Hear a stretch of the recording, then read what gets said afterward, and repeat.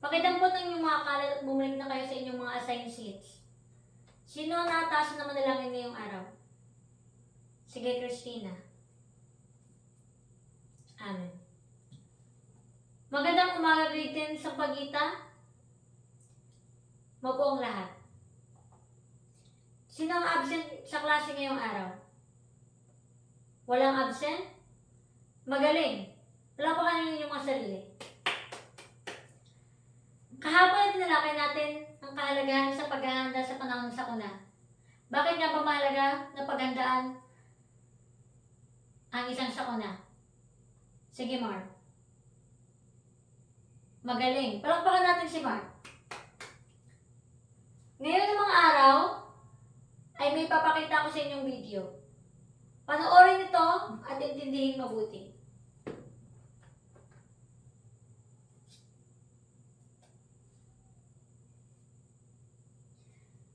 Ano sa palagay niyo ang mga sularing pinakita sa video?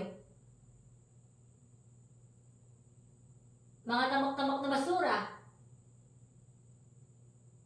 pagbaha, kalamidad, pagkakalbo ng bundok, paiba-iba ng klima. Sige. Ngayong araw na tatalakayin natin ay patungkol sa isyong pangkapagligiran. Sino sa inyo ang nanonood ng balita? Sige. Anong balita ang inyong napanood na may koneksyon sa ating aralin ngayon?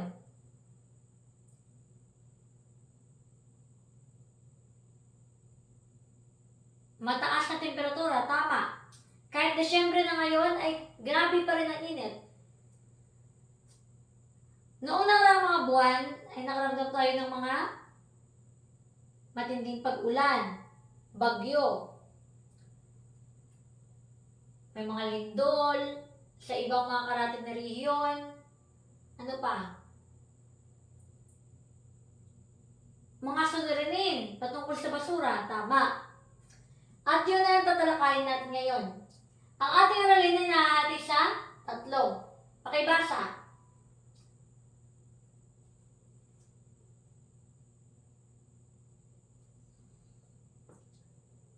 Ang 3 yan ang ating pagtutuunan ng pansin. Una ay ang solid waste management. Isa sa mga suliranin ng ating bansa ay ang pagdami ng basura. Tunay-tunaladang mga basura ang iniambak sa ating bansa. At ang mga basurang yan ay galing sa mga establishmento. Ang pinakalaking bahagdan ng basura ay galing sa mga kabahayan, mga factory, at ang iba dyan ay tinatapon, sinusunog, at tinatambak. Ngayon, mayroon tayong batas na naglalayo na paigsiin o solusyonan ang problema sa basura. At yan ay ang Solid Waste Management Act. At ang gobyerno ay mayroong mga solusyon. At una dyan ay ang pagtatag ng National Solid Waste Management Commission at ng National Ecology Center. Patatag ng Materials Recovery Facility, pagsasaayos ng tapunan ng basura. Katulad ng inyong segregation area dito sa classroom, sa likuran, ang biodegradable, non-biodegradable, at recyclable. Sinesegregate nyo ba ang inyong mga basura? Sige, tingnan natin yan mamaya. Sunod ay ang pagkasira ng likas na yaman. Isang malaking suliranin natin ang pagkasira ng likas na yaman dahil dyan nabubuhay ang isang bansa. Una dyan ay ang deforestation. Ano ang deforestation? Nadine. Tama. Ang pagkakalbo ng bundok o ang pagpatag sa bundok. Alam niyo ba na kapag pumunta kayo ng Iloilo, ang iba sa mga dinadaanan nyo na mga patag, mga highway, ay dating bundok. So, syempre, bilang project ng government sa pagpapaunlad ng ating bayan, ng ating bansa, kasama dyan ang deforestation. So, pinapatag nila ang bundok, kinakalbo, para patayuan ng building, o ng mga pasilidad, highway, o kung ano pa man, para sa kakaunan ng bayan. Ikalawa ay ang mining, pagmimina. Siyempre alam niyo yan, tama. Pagkuha ng gold para kumita. Ang malaking kita o ang mga negosyante sa pagmimina, naghahanap sila ng lugar na kung saan alam nila na mayroon doong kayamanan o like mga ginto. So, nagmimina sila. Isang problema natin ang pagmimina, kung saan ang mga bundok ay nasisira. Siyempre, inuukay nila di ba? Tapos, kapag inukay nila, nagkakaroon ng pagguho. Siyempre, pag landslide, isang suliranin kung bakit may mga buhay na nawawala, nakikitil, at nasisira ang ating likas na yaman. Panghuli ang quarrying. Pag sinabing quarrying, ibig sabihin, ang bundok, sinisira siya, ginagamit siyang materyales para sa pagpapatayo ng mga gusali, paggawa ng highways. Katulad na lamang sa tansa. Kapag pumupunta kayo dyan, kapag namasyal kayo, o gusto nyo maligo sa dagat, kapag nadalaanan nyo dyan, yung parte dyan, sa may Bacos compound, yung bundok, di ba? Kinukuha siya. Pinapatag. Tama, pinapatag. Tapos yung mga bato, ang mga buhangin, ang mga materyales dyan kinukuha. Tapos ginagamit siya para pagsasaayos ng road, mga highway, at paggawa ng inyong mga bahay. Last ay ang climate change. Katulad ng nararanasan natin ngayon, paiba-iba ng klima. Alam nyo ba na habang tumatagal, lalong tumataas ang level ng tubig kasi natutunaw yung yelo. At dahil dyan, at dahil iyan sa climate change. Tama. So kung iniisip nyo, maaari ba na mas tumindi pa ang init sa ating bansa? Yes, pwede pa. Katulad ng nararanasan natin ngayon, di ba?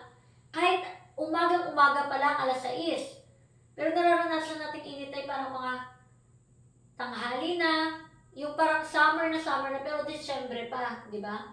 Tapos, yung mga hindi mo alam, bigla-biglaan na lang umuulan. Tama, ganon. So, sa palagay nyo, sino ang ugat ng mga suliraning ito? Dayan. Tama, tayo. Sino pa ba? Dahil tayo naman nanirahan dito sa mundo, di ba? Tayo ang ugat ng mga suliraning ito. Kung tayo ang ugat ng suliraning ito, maaari ba tayong maging solusyon? Maaari. Maaari tayong maging solusyon. Bilang isang mag-aaral o bilang isang mamamayan, ano sa palagay mong iyong maibabahagi para maging solusyon? Catherine. Tama. Kahit sa maliit na bagay katulad ng pagtapon ng basura sa tamang lagayan, hindi pagtapon sa kung saan-saan, nagiging solusyon na tayo. Pagtanim ng mga puno. Kasi yung nangyayari, kinukuha lang natin yung mga puno, ginagamit natin mga materials, pero hindi natin pinapalitan. Yung mga punong yan, tumutubo sila ng mga ilang taon. Kaya dapat, kapag kumukuha tayo ng mga puno, dapat pinapalitan natin agad. Kaya, tama.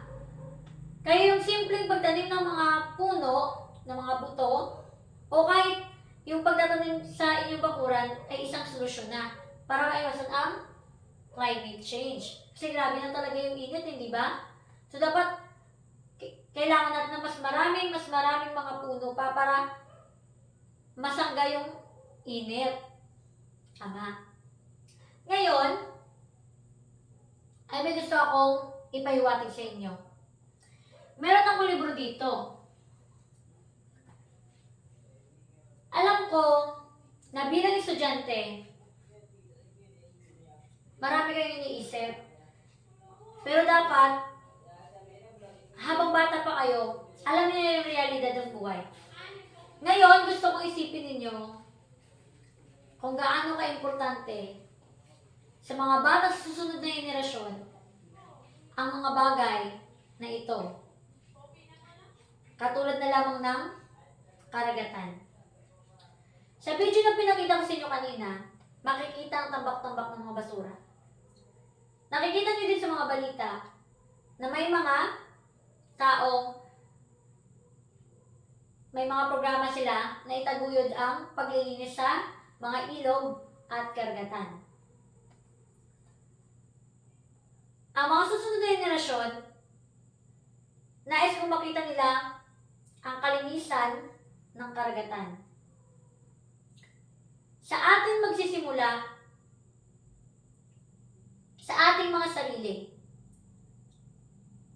Kung nais natin i-preserba ang kagandahan ng likas na yaman, kagandahan ng ating kalikasan, dapat simulan natin sa ating sarili. Huwag magtapon ng basura kahit saan, kahit sa dagat. Pahalagahan natin ang ating kalikasan. Ang isang puno ay mahalaga. Ito ay nakakapagbigay ng oxygen sa atin. Tinutulungan tayo na pigilan ang init na pumapasok sa ating mundo. Ang mga punong ito, kapag pinutol, malaking bahagi ng oxygen ang mawawala. Tama? Ang mga bata sa susunod na henerasyon ay maaaring hindi na makakita ng mga katulad nito. Mga kagubatan. Kung walang kagubatan, walang mga hayop. Mamamatay ang mga hayop pero wala na silang titirahan. Sunod,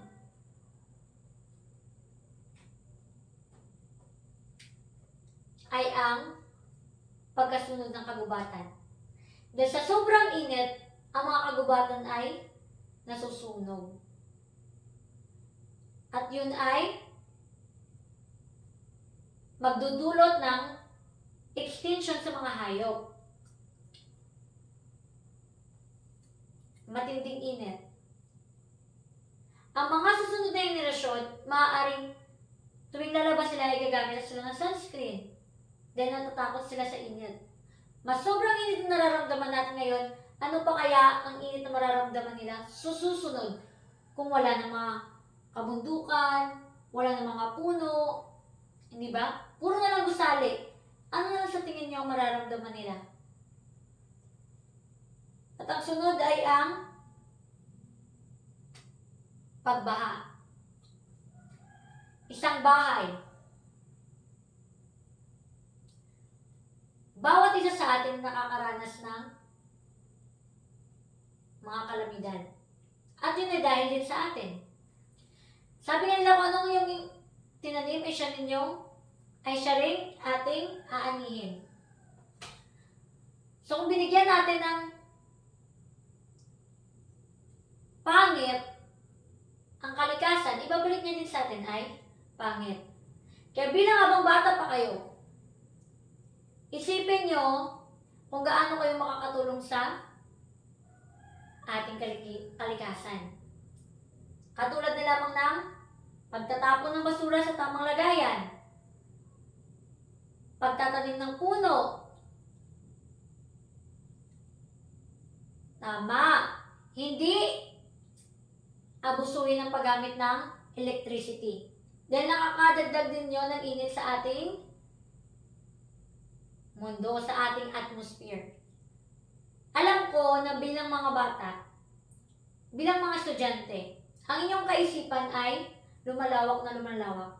Alam ko rin na bawat isa sa inyo ay malaki ang magbabahagi para mabago natin o para maging solusyon tayo. Kaya habang andito kayo sa silid-aralan, hindi lang isang aralin ang inyong natutunan, kundi isang lesson na dadalhin nyo sa araw-araw. Naiintindihan ba? Magaling. Naintindihan niyo ba ang ating lesson ngayong araw? May mga katanungan pa ba? Kung naintindihan niyo ang ating aralin ngayong araw, magbigay kayo ng inyong mga natutunan. Edward. Magaling. Natutunan ni Edward na kahit sa simpleng bagay katulad ng pag-segregate ng basura o pagtapon ng basura sa tamang lagayan, katulad ng pinapagawa ko sa inyo araw-araw, na pulutin yung mga kalat na itapon, sana sa susunod na mga araw kapag papasok ko dito, hindi ko na kayo utusan. Nakikinig ba? Sige. Ngayon naman, ay gagawa kayo ng isang activity. Ngayon ay ipapangkat ko kayo sa 3. Ang bilang ay magsisimula sa likod. Sige, Ernel.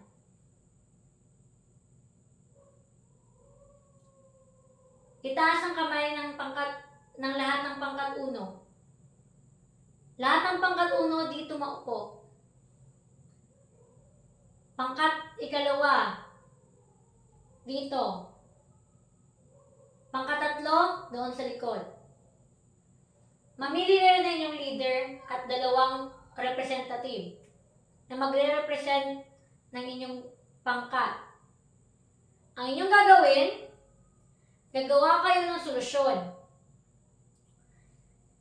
Mamimili kayo dito sa hawak ko, mamimili kayo ng isang color. Bawat color ay mayroong mga bilang. Nakasulat dito ang mga suliranin na gagawa nyo ng solusyon. Ang bawat bilang na mayroon sa color na ito ay siyang magiging bilang nyo sa pagre-represent ng inyong grupo. Kung pangkat una man kayo ngayon, kung nabunot nyo dito ang pangkat 2, ay magiging pangkat 2 kayo sa pag-representa ng inyong gawain. Sino ang leader ng pangkat 1? Sige, pangkat 2. Pangkat 3. Pangkat 1. Pumili ka. Ito. Sige. Pangkat 2. Pangkat 3. Sa orange, pangkat 1, ang inyong nabunot ang inyong napili ay climate change. Pangkat 2, solid waste management. At pangkat 3, pagkasira ng likas na yaman. Ang una magrepresenta ay ang pangkat 2, sunod ang pangkat 3, at ang lasa ng pangkat 1. Bibigyan ko kayo ng 5 minuto para tapusin ang inyong gawain. Pagkatapos niyan ay magrepresenta na kayo. Naintindihan? May mga katanungan ba? Kung wala, sige magsimula na kayo sa inyong gawain. Tapos na ba yung gawain? Pangkat 2, sino yung presentante? Sige, pumunta na dito sa pisana. Makinig kayo. Makinig na mabuti sa mga nagpipresenta.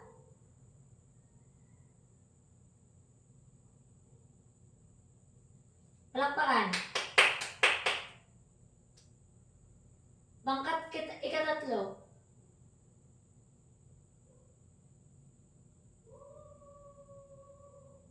Magaling. Pangkat 1. Mahusay. Magaling yung pinakita. Palakpakan yung mga sarili. Ngayon ay kumuha kayo ng ika-4 na bahagi ng papel. Magkakaroon tayo ng maikling pagsusulit.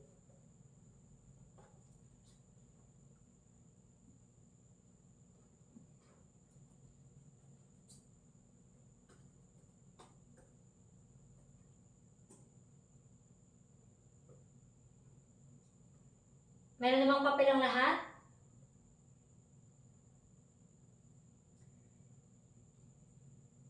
Isasagot nyo lamang ay tama o mali. Isusulat nyo ang tama kung ang pangungusap ay tamang gawin at mali kung ang pangungusap ay hindi nararapat na gawin. Ulitin ko. Isulat ang tama kung ang pangungusap ay tamang gawin at mali naman kung ang pangungusap ay hindi nararapat na gawin. Una, pagsusunog ng mga basura. Tama ba o mali? Ikalawa, ang deforestation ay dapat na ipagpatuloy upang maging maganda ang kapaligiran. Tama o mali? Ikatlo, maaari namang itapon ng basura sa dagat kung doon ka naman malapit na nakatira. Tama o mali?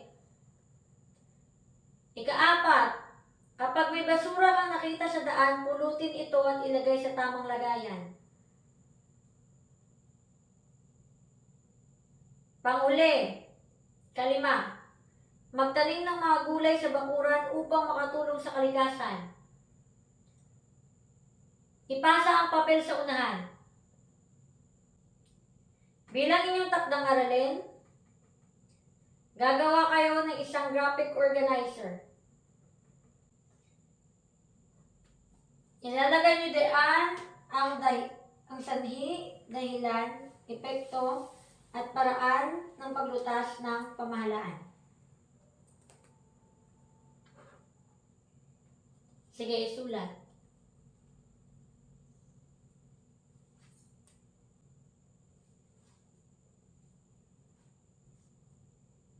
Sa mga lahat,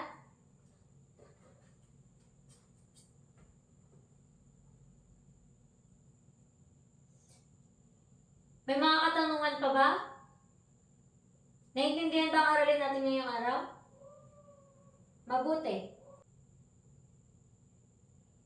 Bumalik na kayo sa inyong maupuan. Paalam grade 10 sa Pagita.